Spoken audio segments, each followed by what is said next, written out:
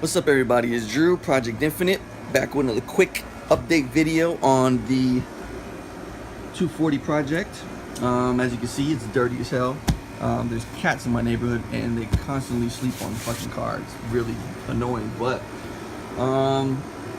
just a quick update. As you can see, the LQ4 still sitting outside of the vehicle. There's a reason for that, and I'm gonna explain it here real quick. Just a quick update. This is gonna have to go. This is the truck intake. I'm gonna need to get a car intake. The car intake is a lot lower, so in order for me to be able to keep my hood and not cut into it or get some stupid crazy looking hood, this is gonna have to go. I'm gonna have to get a LS car intake, and that will come with time. So the reason for me giving you guys this update today, because as you know, the car currently has a motor in it with a rod knock. So what I was going to do is, the plan was to do was to take the LQ4, put it inside of here, obviously, get it running, and then later on boost it. With all that time that it would take for me to gather parts, turbo, injectors, getting a tune and all that good stuff, in my opinion, how I thought about it is, what I'm going to do is take the motor, make sure that everything's refreshed, all the seals and everything like that outside of the car, get the LS intake, all the things that I need to put it inside the car, and get it in there stock, bone stock. Just make sure that everything runs. Then after I'm making sure everything is in good shape, that everything, you know, any gremlins that I might need to work out kinks wise or whatever the case may be, I could do that while the motor's in the car, stock for stock, and I can go ahead and troubleshoot a lot easier than slapping a turbo in there and dropping the whole thing in there without knowing first if the motor is good. I know the motor is good, obviously, but I'm just saying it's a lot easier to troubleshoot things when you do one thing at a time, as opposed to slapping everything together and just throwing it in the car. I think a lot of people mess things up when they do that. They'll take the motor, rebuild everything, slap a turbo onto it, and do all these things, and then when it comes to troubleshooting, they don't know where to start because they put so much stuff at once. It's not like, safe to say, we'll put it this way, give a good example. I put this motor inside the car, everything works perfect. I put the turbo in, put the manifolds on and everything like that, and then things start acting up. Then I will know that, hey, listen, the car was working perfectly when I put the motor in, and it has to be something turbo related, whether it be injectors, whatever the case may be, the turbo, vacuum leaks, whatever the case may be. It's a lot easier for me to do that. So my plan now is changed up just a little bit. I do want to get the car on the road running perfectly, as opposed to how it is now. I mean, the car does run, you guys know from the last video, it does move under its own power. However, it's not going to last too much longer on that motor, especially with that knock. So my plan is to go ahead and put something here in the meantime. Now I was looking for a really good deal. Wasn't able to find anything for a really good deal.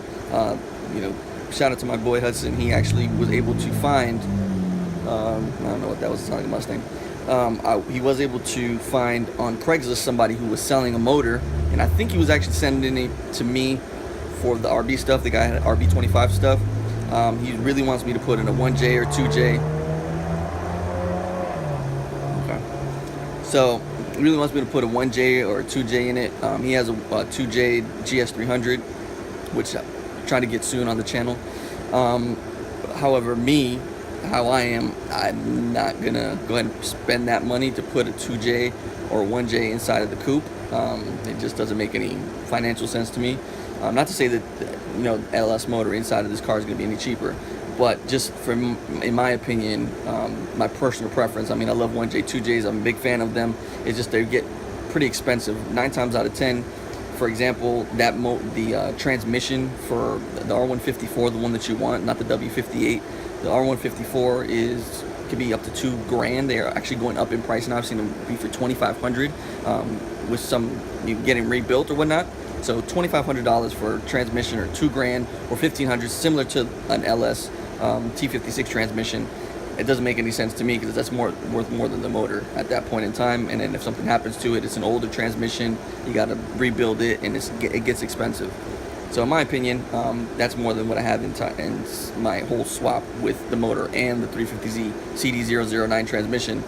I have less than $1,500 in it. So to me, to buy the motor, then spending on $2,000 to buy the transmission just doesn't make any sense. Plus, parts are a lot cheaper for the LS LQ motors, so that's another reason I did it. Plus I already have the motor, so it's already here. But aside from that segue, the guy had 2 KA blocks. Actually, one was a full complete motor set with transmission, and the other one was just this long block. The full complete transmission with everything, that one had a rod knock, go figure. So I went ahead and inquired about the long block. That one was supposed to be rebuilt, and he never ran it. According to him, the person he bought it from told him that it was rebuilt, but he couldn't confirm if it was rebuilt or not. The only thing that I wanted to know was that obviously the bearings weren't spun and that it was not locked up. So we did go ahead and spin it at his house. So that brings me to the update, which is I actually picked up the K8 long block. I'll show you guys now. Here it is. I went ahead and covered it in this plastic here so that nothing would get into it. So as you can see, it does look like it's been taken apart. You can see that it's coated with something. Anything that's, you know, a motor that's been rebuilt or anything like that, had some kind of work done to it, usually will have, it will look kind of like this, will coated or cleaned at least, and not, you know, totally like a shit box. As you can see, it has the 1, 2, 3 bolts. So at least for the head, from what I remember, because the one in the coupe right now has 2 bolts. From what I know is the 3 bolt heads are the S14 KAs, and the two bolts are the S13 KAs. So the difference being that obviously you can see that I don't have any accessories with it aside from the water pump, but that's okay because I have another motor.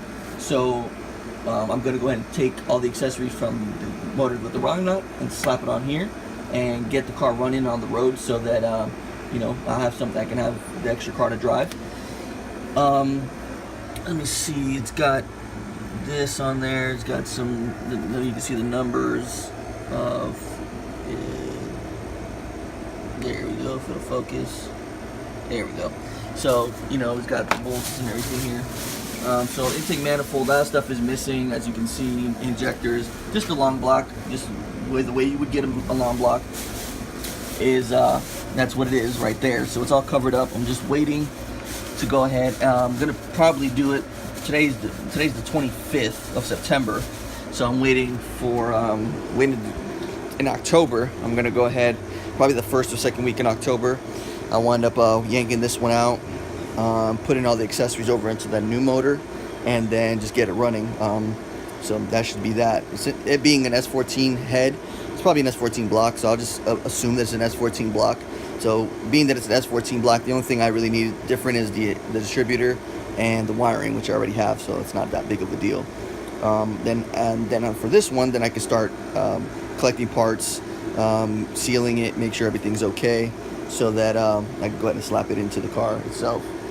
Other than that, that's pretty much about it. I just wanted to give you guys an update, keep you guys in the loop. I'm gonna start doing probably like weekly uploads. Probably Sundays is my day off, so I'll be doing weekly uploads, and even if it's something little so you guys can see, probably every other week will be car related, and then the other week will be shoe related. So it just depends on the content, what you guys like more.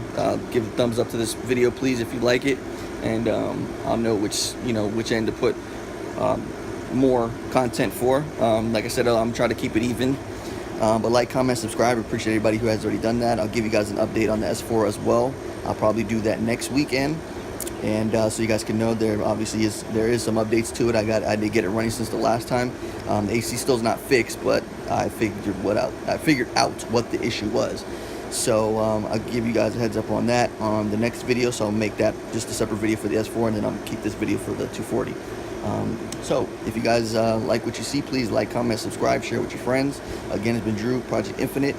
We also have just a little bit of decals left on the website, so if you want to go ahead and order, I'll leave the link in the description down below, so you guys can order the limited edition Project Infinite decals. I have one here. I'll show you on the car, on the S4. Here it is here. Focus, there you go. So that's what they look like, that's how big they are. You can pretty much put it anywhere. I just put it over here because over the dip it was starting to lift. so I just put it there as like a band-aid, as an oopsie daisy. But it's been on here for about 6 months now, and it's never come off, even with rain and all that good stuff. So they're good decals. And again, like I said, I'll give you an update on this one. It is running, so just some things that I did to it in the meantime. Let's go in here. That's that. It's still sitting here, but see about getting myself some new seats. The potato sack seats got to go. But again, like I said, it's been your boy Drew, Project Infinite. Stay tuned.